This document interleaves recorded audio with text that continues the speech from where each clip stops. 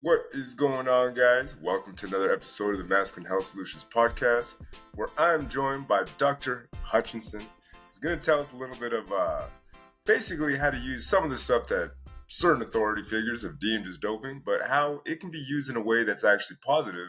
And it's always been one of the things that I've always looked into where I don't think everything necessarily is as bad as they make it out to be. Sometimes we make it a witch hunt for things that just are unexplored or unverified. And that's kind of where Dr. Hutchison comes in and kind of breaks it down. But first and foremost, how are you today, man? I'm doing quite well. Thanks for having me back. No, man, it's a pleasure to have you back. And honestly, the first time I did not have enough time. So I was distraught, man. I was like, there's so many more questions that I have and so many different things that I kind of want to go into, which is basically what I want to open up with today. The first thing that I want to go over with is like if it comes down to you getting a beat up athlete. Like, let's say it's Monday morning. You're a Texan that just got his ass kicked, mentally, physically, and now you got to deal with the fact that physically you may not be 100% there. Um, what would a proper recovery protocol look for somebody in that situation? Your joints are banged up, everything's banged up. What would it look like if I could get this person right up to par and get them basically good to go for next week? So the first thing I'm going to say is that number one, I am a PhD and not an MD. So any of the things that we're talking about, the first thing that one of your listeners should do after hearing this is go talk to a medical professional before they do anything of this sort. So just as a disclaimer, there's a number of different things that's going to depend on the athlete. It's going to depend on the types of injuries that they have. When we're looking at something like football, the primary things that we're looking at are going to be soft tissue injuries. So we get a lot of muscle strains, pulls. We get a lot of joint sprains, which is going to be mostly tendon and ligament. And so, there's a lot of stuff that's just not going to help in terms of drugs necessarily.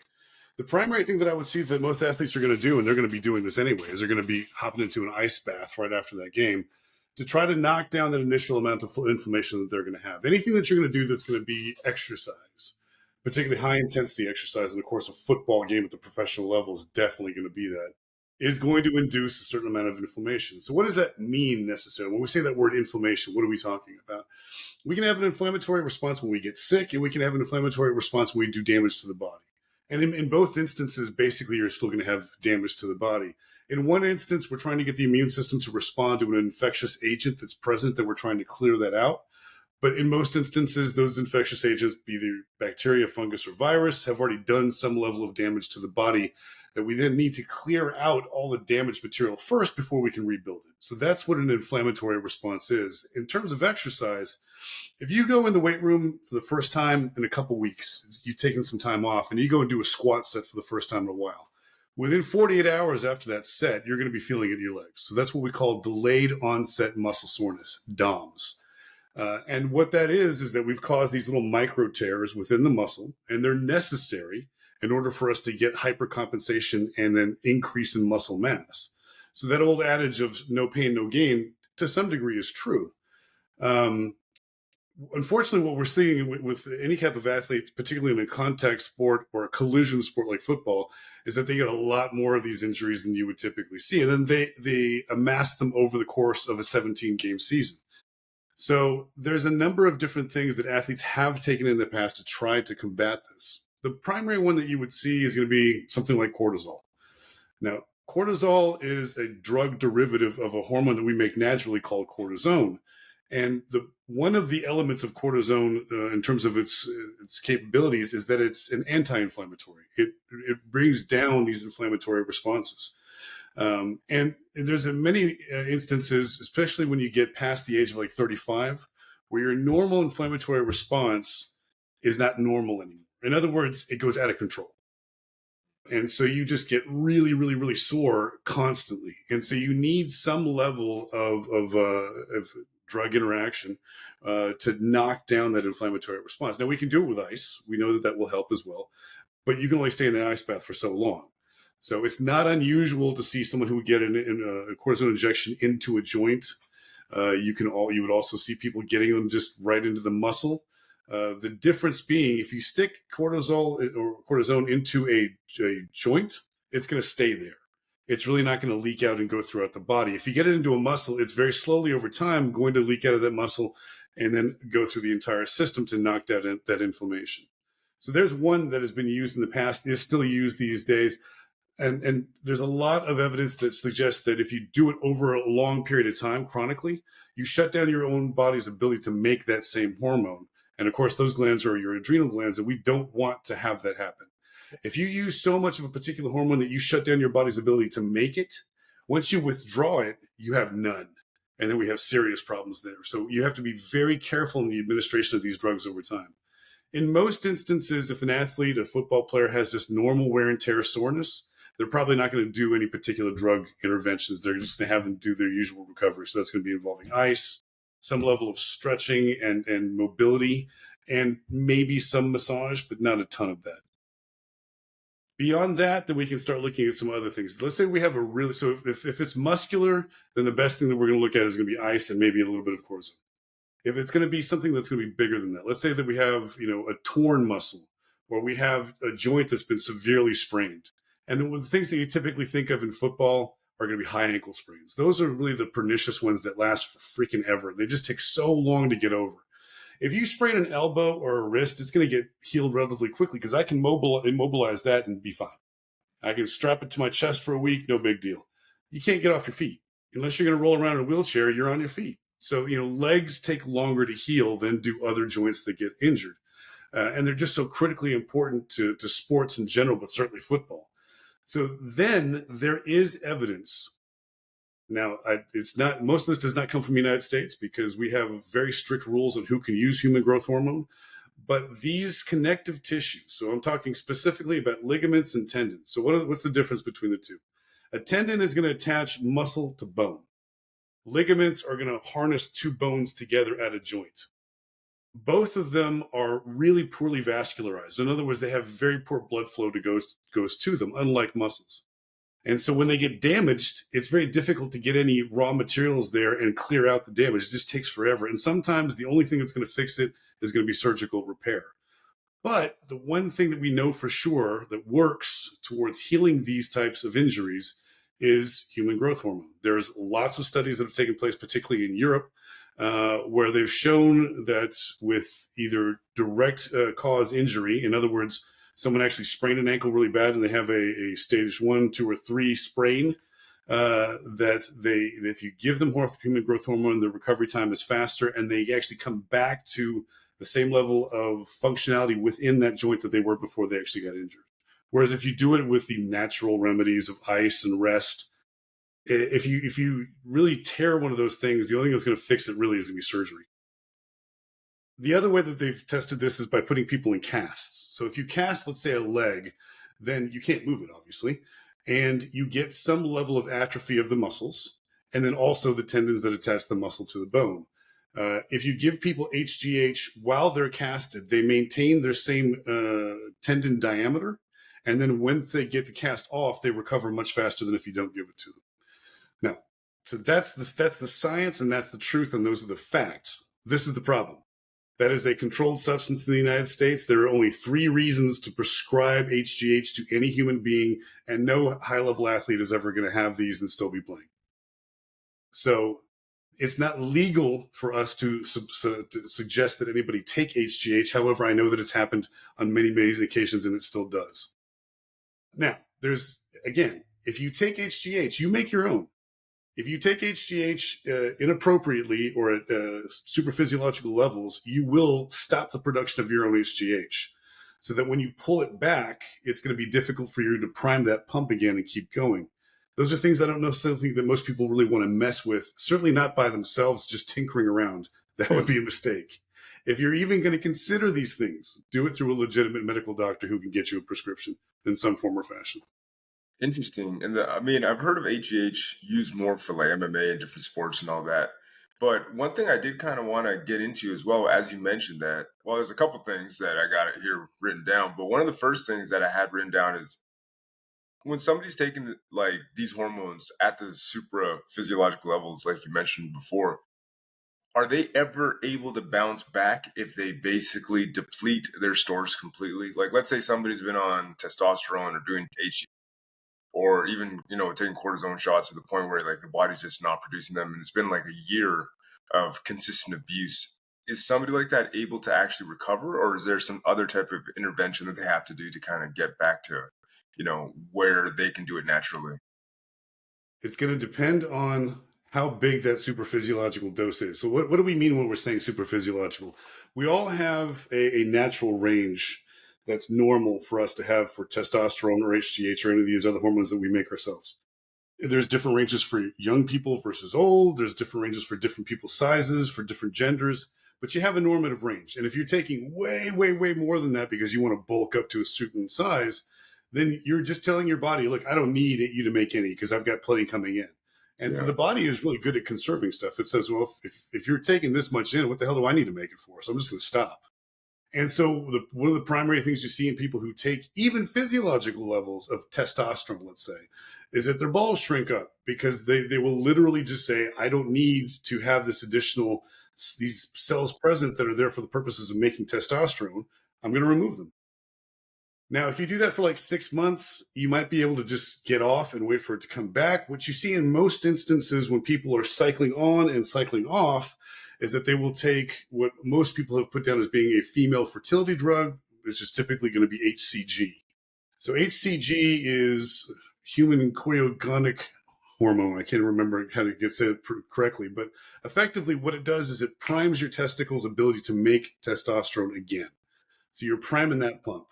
So you'll take exogenous testosterone during the time that you're actually doing your training phase. And then when it gets into competition time or when testing is coming up, you'll pull yourself off the testosterone and you'll give yourself a boost of HCG to try to prime that pump and get yourself making your own testosterone again.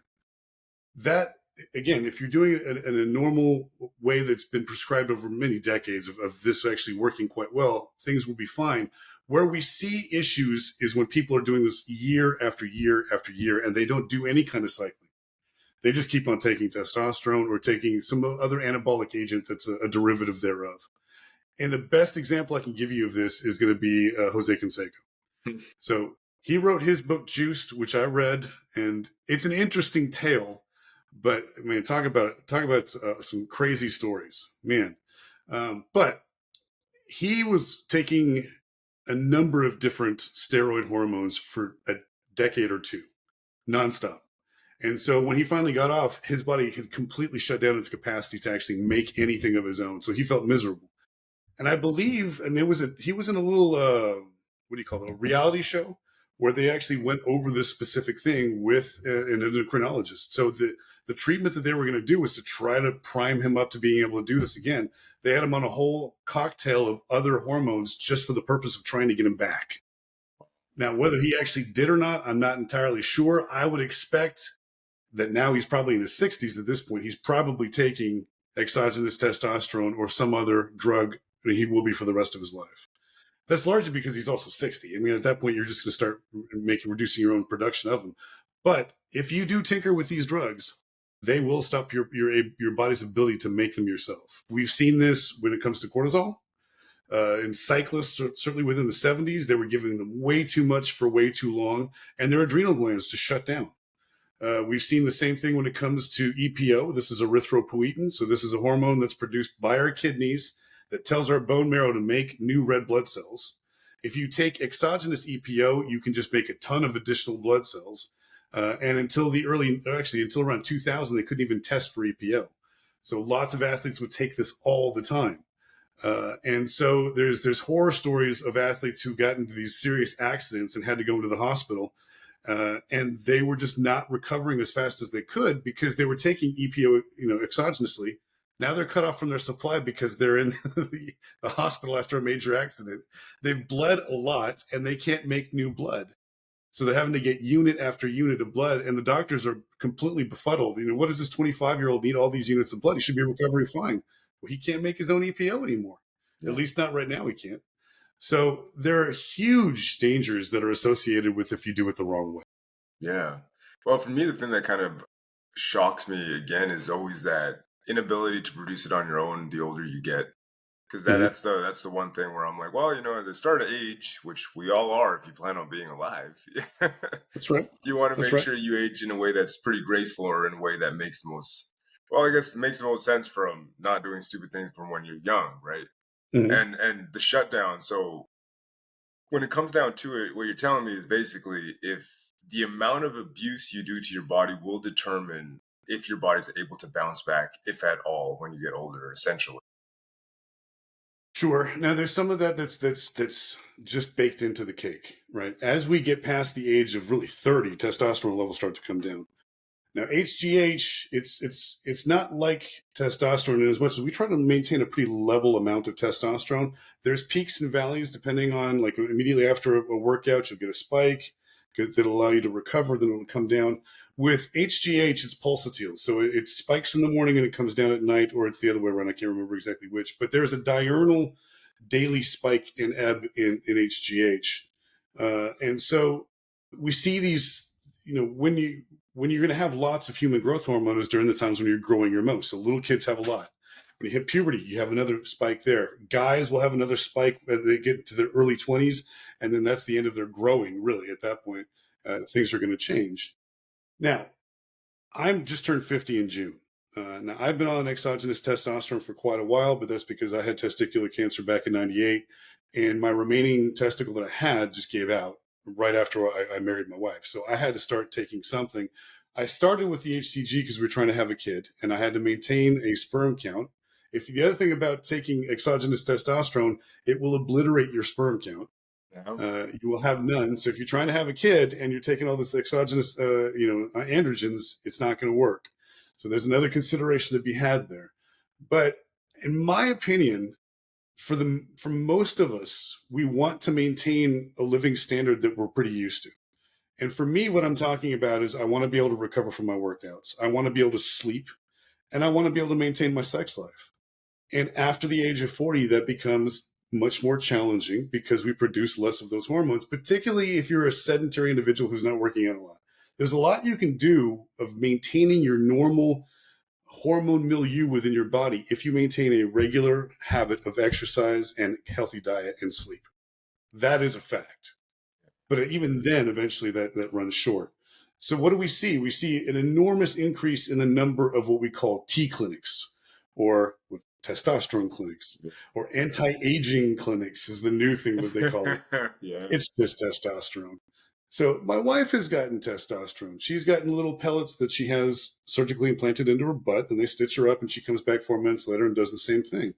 This is not just a male thing. And the testosterone that she's taking is doing the same thing for her body as it's doing for my body. It allows her to recover faster from workouts, maintain her lean mass, sleep better, have more energy during the day, have more cognitive energy during the day, and also maintain her libido. I am not somebody who's going to say to anybody, that they shouldn't go and investigate these things to make sure that they maintain a lifestyle that is basically what they would want to have in their 20s or 30s when they're in their 40s, 50s, and 60s. Not me. Go out and get those drugs. The long-term health benefits of these far outweigh the risks, particularly if you're going to be in the care of a doctor. Yeah. Yeah, and I truly think that the magical thing that you said right there that everybody kind of overlooks is I'm just going to get it from some random lab in China. Yes. Which I'm not It's even. cheaper. Yeah, I mean, I could imagine, but at the same time, people don't really know what they're putting into their bodies. Like the first time I ever Mm-mm. heard of HEH was when a buddy of mine actually bought it. He's like, "Yeah, I paid $5 grand for it. Got it shipped from China, showed me the vials and everything." And I'm like, in my head, I'm like, "Well, that's cool, right?" And obviously, we saw the effects take place and everything. I don't know what's going on with that guy now, but Mm-hmm. none of it was done through a doctor. Like none of it was done through an MD. And this is back in, well, going back to like 2008, right? Mm-hmm. Where the knowledge wasn't as prevalent as it is now. And looking back in retrospect, I'm just like, I don't know what kind of damage he did to his body because he was doing a combination of HGH, doing a combination of testosterone, some other drugs. So God only knows what kind of happens in the long term, right? And now it's, unfortunately, you start to see the effects or the consequences of it maybe 10, 20 years down the road, right? Which is something that's kind of scary for a lot of, guys in, my age range now, mid 30s to early Mm-hmm. 40s, now we're starting to like wake up with those aches and pains and stuff. Whereas, like, the irony is that now it actually makes sense to take it versus the guys that just wanted to get jacked when they're younger. But, when it comes down to other issues that you do see that come up with obviously shutting down your adrenal glands and all that other stuff, what about joint health? And regards to like taking excessive amounts of testosterone, how else does it actually affect the body from a physiological perspective, I guess, in regards to everything Well, else involved? there's a number of parameters that are going to change when you take in extra hormones that your body is not necessarily supposed to have in them. So I can tell you this: when I started taking HCG, I saw that there was a slight increase in my lean mass, and I felt better, which was great. My libido came back, which we needed. But I was absolutely ready to be done with it when the time came, because it was an injection every other day. It wasn't covered by insurance. It was expensive. And we did that through one miscarriage. And then we finally got to the first trimester of my daughter's pregnancy, my wife's pregnancy with my daughter. And then my doc said, okay, now I think we're safe enough. You can change over. And I was so happy to do it. But there are considerations to be had here. Your liver has to detoxify the system. So when you're taking in this exogenous testosterone, part of the breakdown process is going to happen in the liver. Over time, your liver it doesn't do as good a job as it used to, and so you don't clear out that testosterone as quickly. The other thing that you will see is that because the other drug or hormone that has a big impact on your hematocrit, the total number of red blood cells you have in your blood, is testosterone. And if you take in too much, you make more and more and more red blood cells, and then your hematocrit can get over the number that they are kind of concerned about, which the magic number is 50. So if half of your blood volume is red blood cells, that's too much. And your kidneys then have to have a little bit of they're going to get strained because they're having to filter all that very viscous blood. So I used to be taking like 1 cc a week of testosterone. Now I can only take 0.7 because my liver does not process it as quickly because I'm getting older. And my hematocrit has been slowly creeping up until it's right at 50. So, it's a give and take with all these things. Now, I am under the care and supervision of a urologist who I see every 6 months.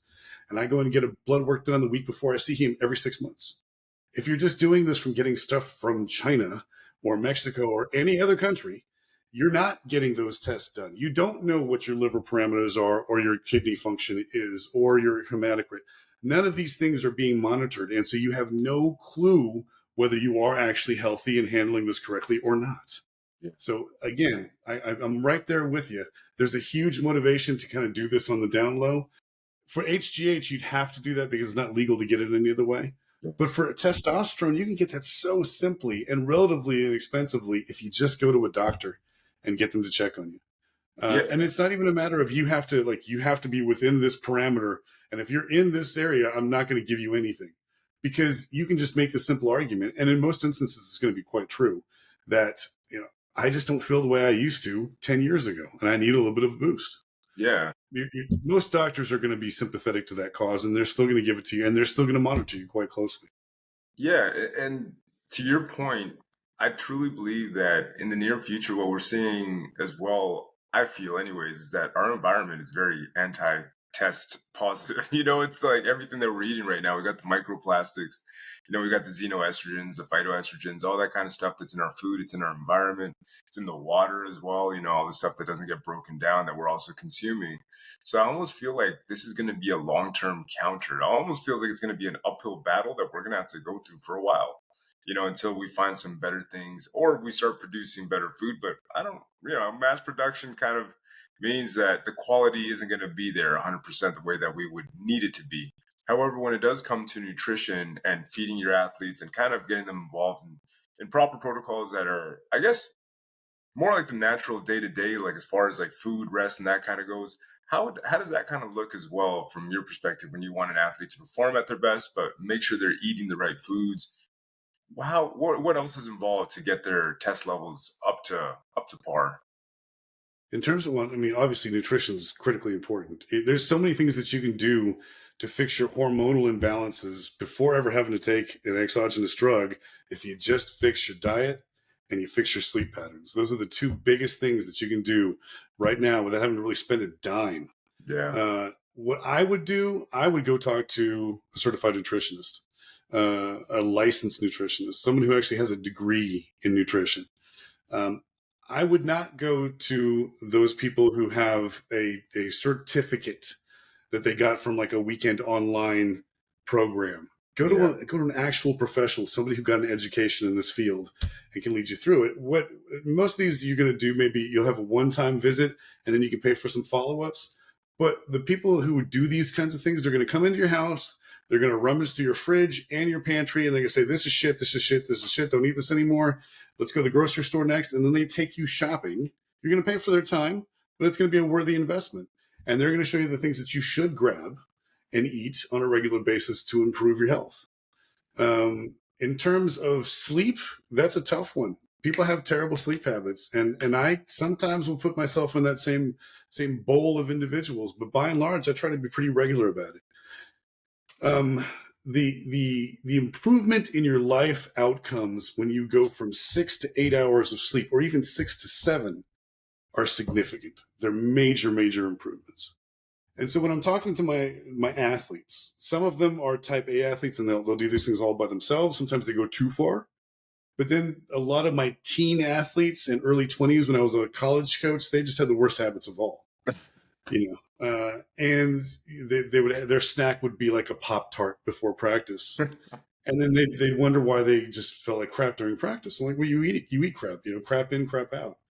So lifestyle changes are extremely difficult. I'll just make sure I say that up front. But let's say that you have this. You've got a new person who's coming into your gym or your place of business, and their primary reason for wanting to come to you is because they want to lose weight.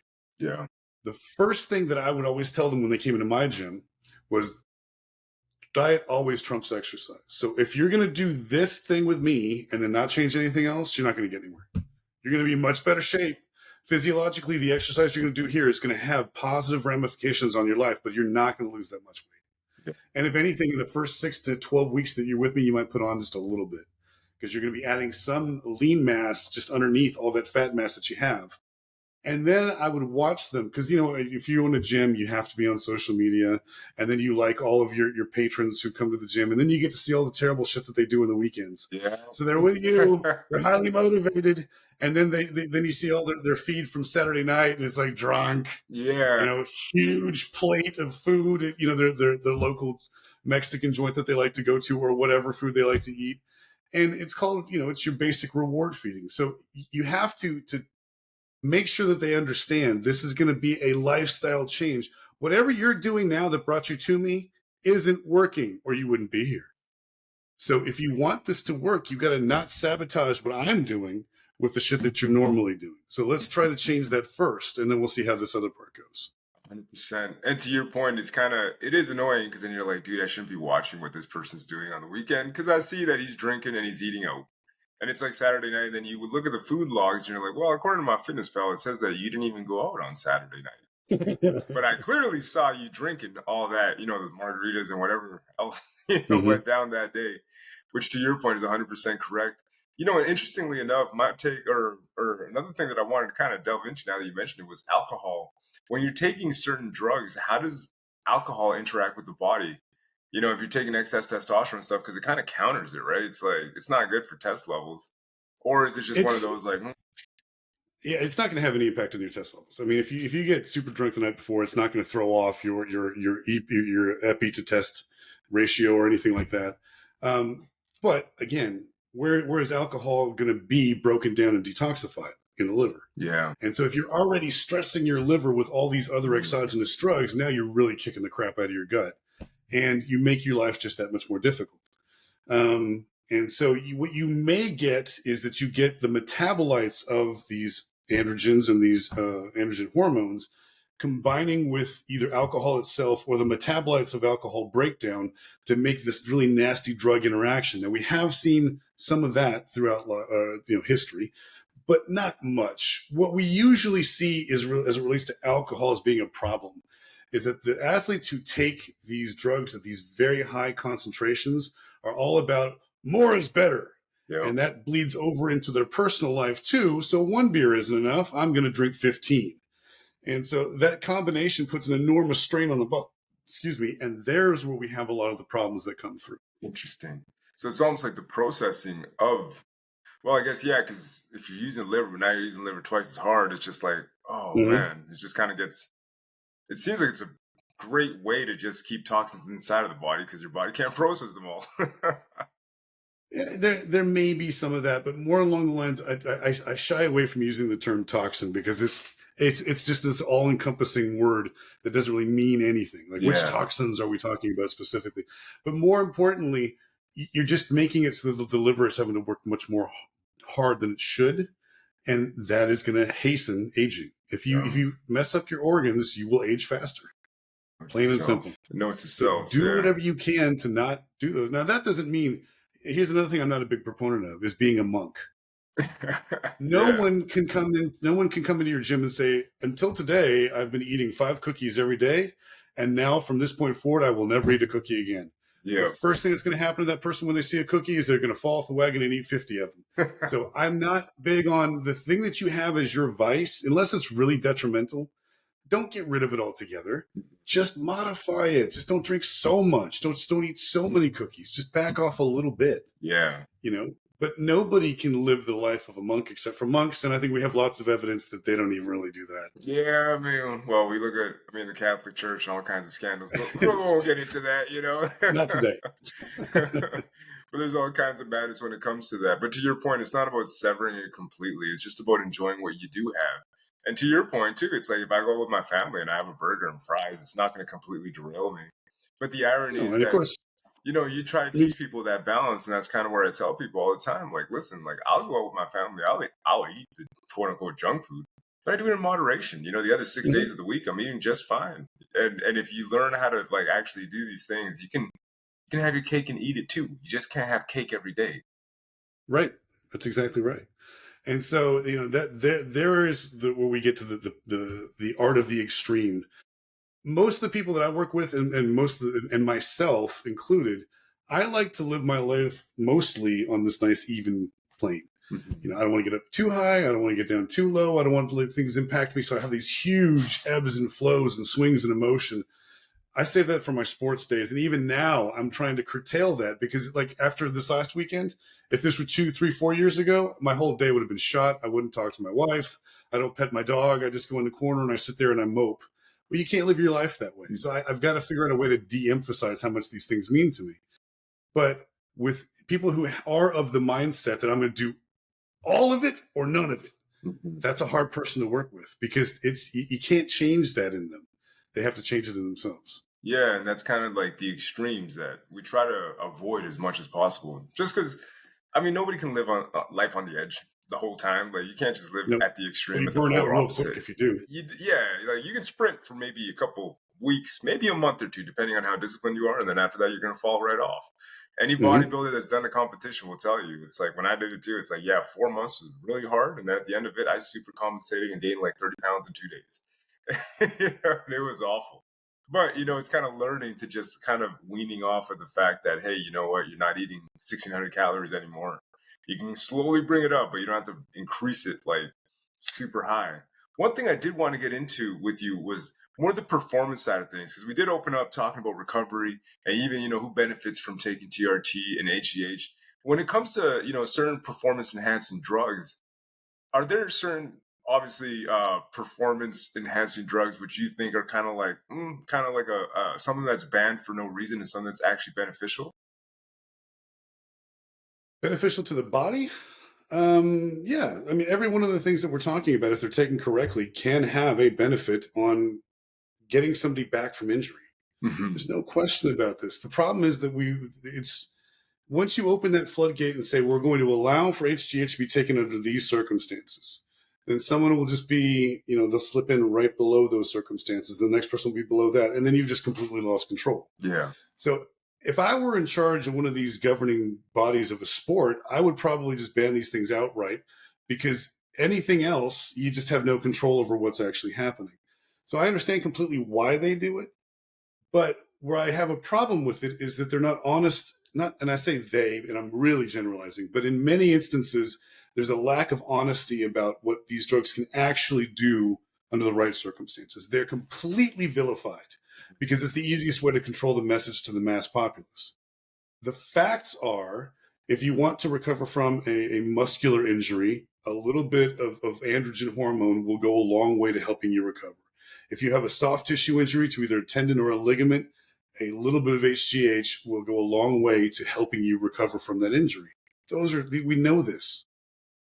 Cortisol is a great example of if you have a joint that's just chronically injured and you can't get it to heal, a cortisone injection in your knee, in your elbow, in your neck is going to make a massive difference in a very short period of time.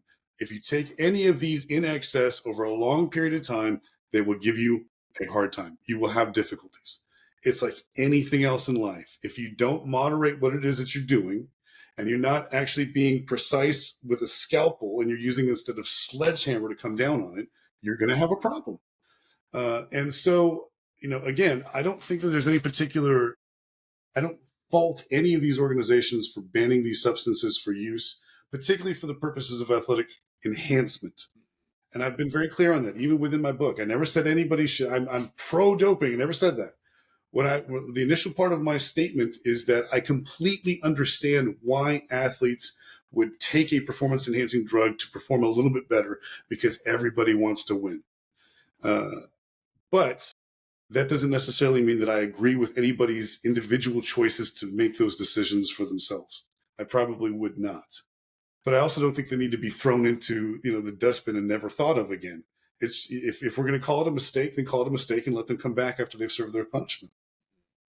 And the thing about competitive sports is that people are always going to look for that edge, right? And we're always going to kind of try to find that line of like, well, technically they didn't say anything about stem cells, so it's like I'm gonna try that out, or the P shot for like PRP shots and stuff, which is something that I'm like, that's interesting. Like, there's always going to be new tech. So when it comes down to it, do you think they can even possibly regulate all the different drugs and technologies that are they're always going to be 3 steps behind the chemists, always.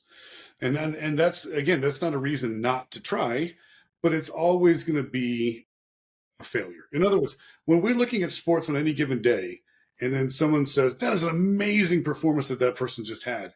They won by like so much more than I've ever seen before. The first thing I think is they've got to be doping. Mm-hmm. That's just not going to happen naturally in a race or in any other event. But then the next person next to me, because they're not educated on the topic itself, they'll say, well, they've never tested positive. That means nothing.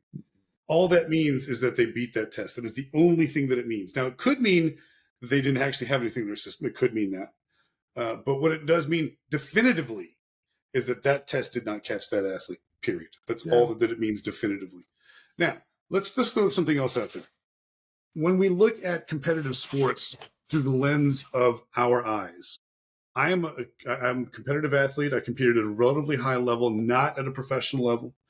But I have a lens that I'm looking through the world to see what is my level of tolerance of risk and injury. What is my level of tolerance of having the mass populace think that I'm a cheat and a liar? What are those things relative to everybody else who's in just the population at whole? My example is this. Tom Brady, we all know who he was married to. His marriage, ostensibly from what I've read, and I haven't heard anybody deny this, was that his marriage broke apart largely because he insisted on coming back for one more year of football on a team that wasn't going to do jack shit. Yeah. I would never have done that, not with my wife, with my family. And the most men who were walking around would be like, you left Giselle for one more year to be with Tampa? Because you're looking at it through your normal person eyes. You're not Tom Brady. Yeah. Tom Brady has 7 fucking Super Bowls, excuse my French, and he's been to 10 and countless other championship games. My team's never been to 1 championship game, right? So this is a different creature on this planet. Yeah. And so his tolerance of risk is extremely high. And his inability to care one iota what anybody thinks about him or his motivations about his marriage or any other part of his life is massively high. And so when you're trying to ascribe your judgments on him or any other athlete, you're thinking with a different kind of brain than they have. 100%. And when someone says, how can you risk your health by taking these drugs? He plays football. Yeah. He has 300-plus pound linemen trying to smash him into oblivion every single snap of every single game. Yeah. And he played a 20-year career. So, you're not thinking of it the right way. But let me give you one more point. And I think I talked about this last time that we had a conversation. If we're really honest about these things, every one of us takes performance enhancing drugs in some form or fashion. Even if it's when you go out to the club and you have to have 4 drinks before you can get out on the dance floor because you're just too stiff otherwise, or you don't want to go talk to that lady or that guy, you need a couple more drugs. What do you think that is? That is a performance enhancing drug. And if you drink it to excess, you're going to do your own damage to your body, and you're not really being your own personal self. So are you really authentic when you're talking to that person? I could go on and on. Yeah. Everybody takes performance enhancing drugs, every one of us. So we have to, again, bring the human populace back down and say, check yourself. Before you want to go and destroy this person's career and say that they're a horrible role model, on any of the things that you would normally say, go look in the mirror. Are you really any different than that human being? Yeah, and to me, it's kind of like, yo, he without sin cast the first stone is kind of the way I look at it. And the more I started to look into, professional sports and that as well, I started to realize that a lot of the stuff that people were getting busted, quote unquote, for, it wasn't really that it helped them perform better in the moment of the actual event taking place. And that's kind of what really changed my perspective on it, where I'm like, well, GH doesn't really, it doesn't make me run bigger, faster, stronger right in the moment. That was a great documentary too, which was one of the first ones that opened up my eyes to like the whole world of steroids, right? And the other thing too, it's at the highest levels, and everybody says this across the board, whether it's sprinting, whether it's track and field, whether it's MMA, whether it's boxing, it's like, yeah, I'm on drugs, but so is he. And even with like Lance Armstrong back in the day, they're like, oh, well, we got to strip him and blah, blah, blah. And it turned out that the second guy, or I can't believe like top 10, they were all the same shit. So I'm like, why are you guys persecuting this guy? You crucify him, make him the martyr, right? And then everybody's like, yeah, he's such a horrible human. But I'm like, wait a minute, he had testicular cancer as well, right? He was one of the few guys that could probably say like, hey, wait a minute, there's a reason behind this as well that I could actually say is kind of semi-justifiable, whereas the rest of these fools are just taking all kinds of shit and they have no excuses whatsoever. So when it comes down to it, that's the kind of way I look at it too. Sure. And I think you're right. And I think, that was the largest part of my book. In the intro in particular, I wrote about how my wife and daughter and I took a trip to France, partly because I wanted to do some research for this book. And we're at Alpe d'Huez, which is one of the most famous mountain stages in the Tour de France. And they have this little pagoda there where they have names up for all the people who have won that stage in the past. So he won it 2 times. He won it in 2001 and in 2004. And his name is not there. But Jan Ulrich's name is there, who got second in those events. We know he cheated too. Yeah. So why is it just Armstrong? Well, Armstrong, you know how they say that oftentimes the cover-up is worse than the crime? Yeah. That's what this was. In order to cover his tracks, he was brutal. He was vicious, very mean-spirited, and he ruined a lot of lives and he ruined a lot of careers. So I think he deserved a massive comeuppance and a massive smack in his head. Mm-hmm. But now that time is done and he has made amends with everyone that I know that he was majorly in arrears to in terms of, emotional blackmail, he's clean with me as far as I'm concerned. I've put my pictures of him back up on my wall because he's one of my sporting heroes. Yeah. But yeah, you're absolutely right. If you want to look at the podium for all the 7 times that he's won, there's only 2 people that are on that podium with him over that 7-year span that we have never seen be either implicated or tested positive in anything. If you go down to the top 10 of each of the tours that he won over 7 years, there's like, I don't know the exact numbers, but it is in my book because I went back and counted. You've got 20 plus other cyclists up there and only a handful, maybe 9 are not implicated. So it was everybody for the Tour de France organizers and the UCI to say, okay, Lance Armstrong must be stripped of all 7 titles, and we're not going to designate anybody to be a champion over those 7 years. So you have a 7-year history when the Tour de France was probably its most popular, at least in this century, no winner. That's just stupid. That's plain stupid. Yeah. And to me, like, it just, especially at the top levels where everybody's on the same shit. I don't understand why it's like you got to just say, no, we're going to single out this guy because he has now put the blemish on our sport. But everybody at the top level is like, they're all on the same thing too. So in this case, it kind of like going back to, where you wrote the book In Defense for Doping. It almost seems like when it comes to the Tour de France or some other events like this, where I honestly, when like MMA, if you're taking performance enhancers in the moment, like halo testing or stuff where I heard Mike Tyson was on, maybe, possibly, I don't know, where it's like it makes him a lot more violent in the moment.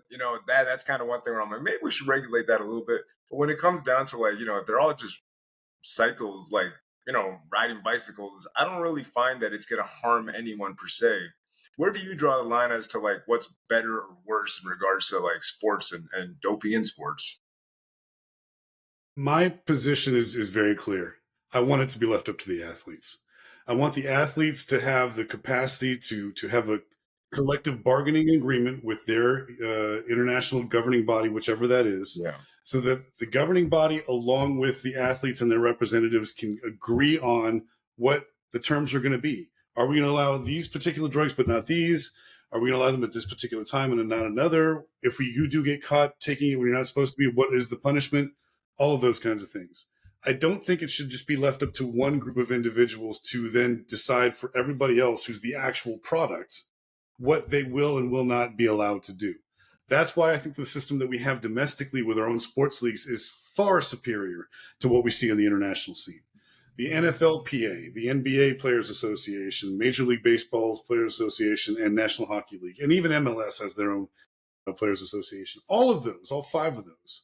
And then we can rope in the WNBA now as well as a major sport league, all six now. They all have players associations. They all have collective bargaining. And part of the negotiations are going to be how much money do we get out of the pie?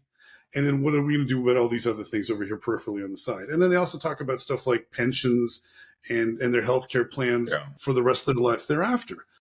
You don't get any of that on the international scene. So you have the International Olympic Committee that can make billions, multiple billions of dollars per 4-year or quadrennium on their Olympic Games.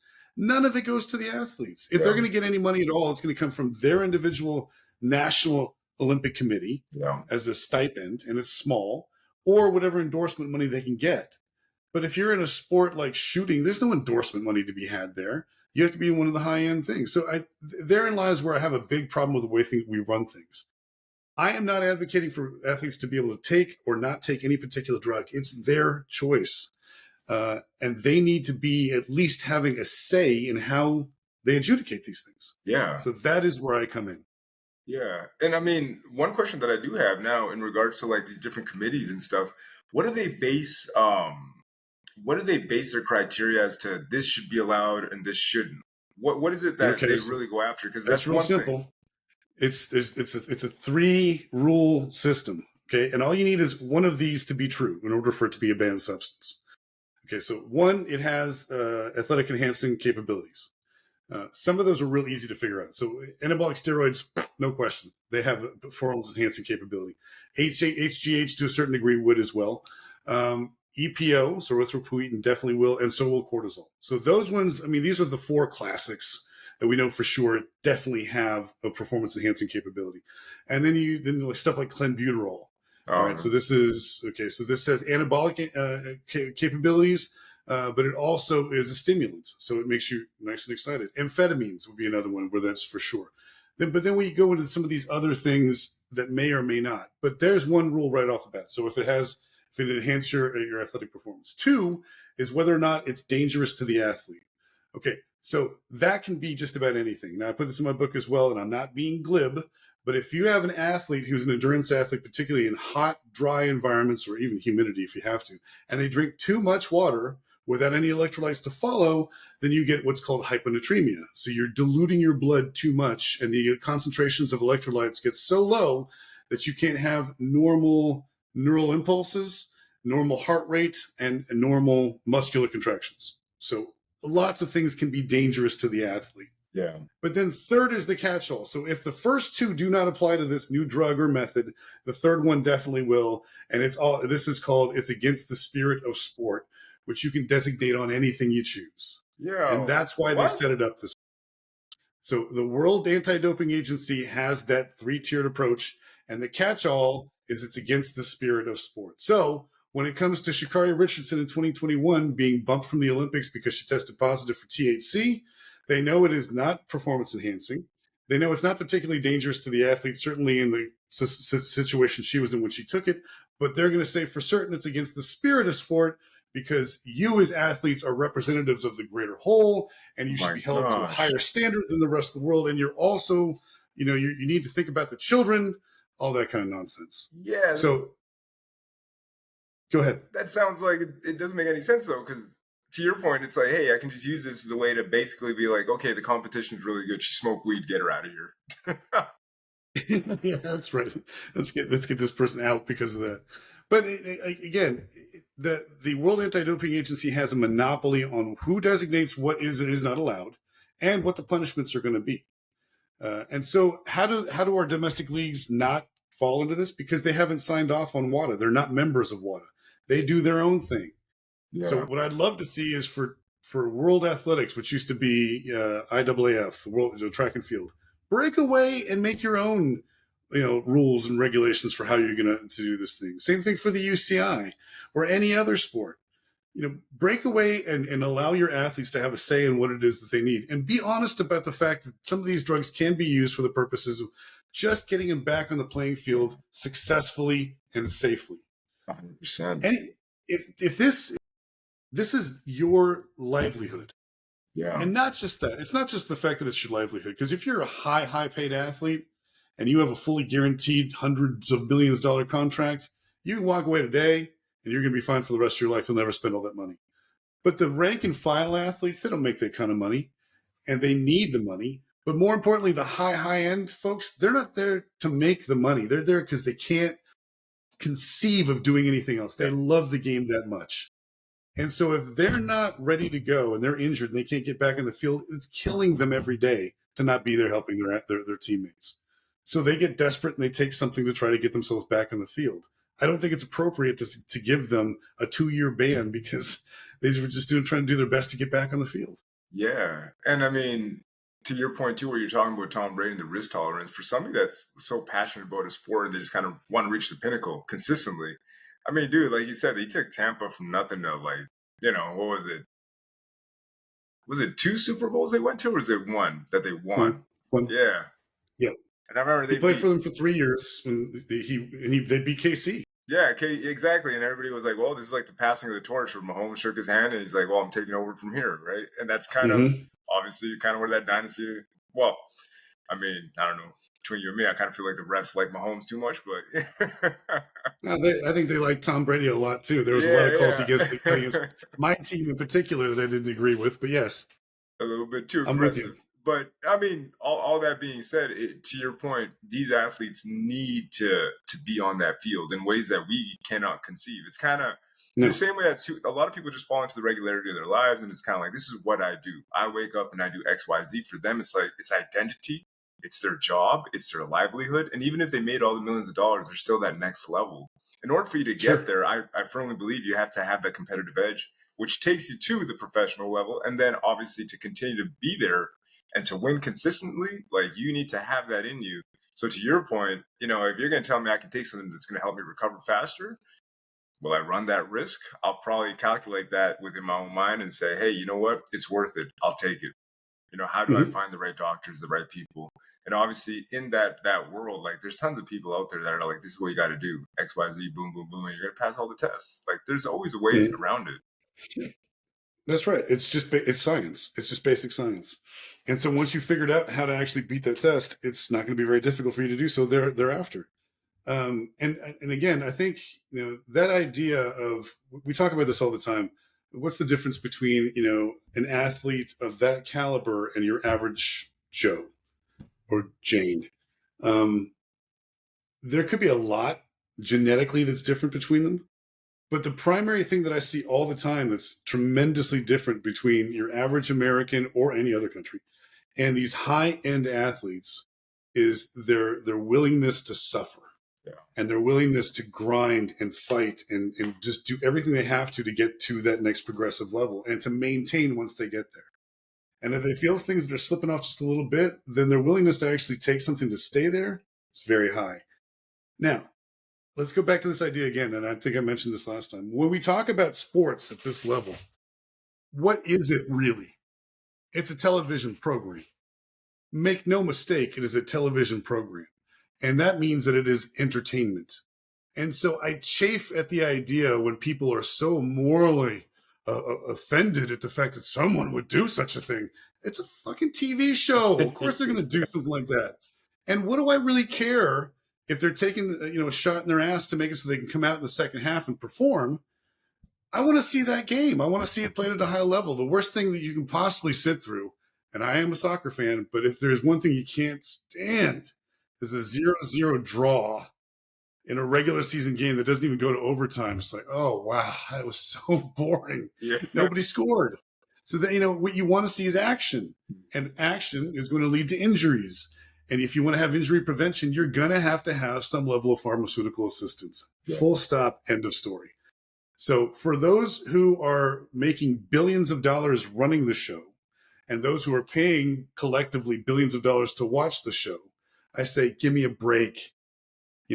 Watch the show, enjoy the show, because you really don't give a shit what happens to them 10 years after their career is done. No. And now they have CTE. You're not paying for those medical bills. Someone else is. So should we advocate for them to have better health care down the line? Yeah, they should have a collective bargaining agreement to bargain for just those rights. Those are the kinds of things that I wish people would really recognize when they look out on the field and they see what looks to be an amazing athletic event. The behind the scenes is a very ugly, ugly place. 100%, man. No one wants to see how the sausage is made. No, and it is kind of a meat grinder when it comes down to it. Oh, it is. Because you're just seeing these young athletes, young kids just getting destroyed. And then at the same time, they almost get told, well, due to moral implications, you shouldn't take that stuff. Mm-hmm. Just unbelievable. But Dr. Hutchison, this has been an awesome podcast, man. Time flew by again. But before, before you take off, man, let us know where we can find you. Tell us more about your books and all that good stuff. So there's 3 books that I have out currently. So the first one is called Exercise Ain't Enough, and it's what we were talking about with diet always trumps exercise. And in that, I also talk about how HIIT training is better physiologically than is endurance training. The second book I wrote was called The Swim Prescription, and it's all about how swimming, because I come from a swimming background, is better physiologically than our land-based exercises.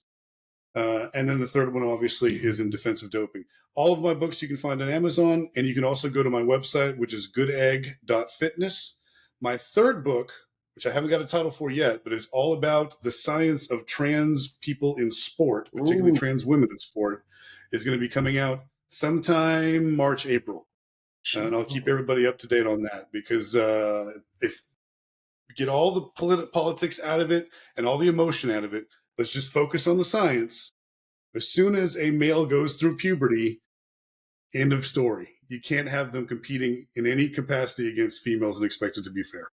And I was going to say, you just opened a can of worms, because I was like... I try every chance I get. I like the controversial ones. Yeah, no, honestly, this is perfect, but great way to end the podcast. And I definitely want to have you on and talk about that when, that book's coming out to promote it. So definitely want to have you on again, man. But so let's try and grab me maybe sometime around February, and I'll have quite a bit more to talk about then. Do it, man. I'm writing that down right now. All right, guys. We'll see you in the next episode. Dr. Hutchison, thank you, man. Take it easy. Appreciate it.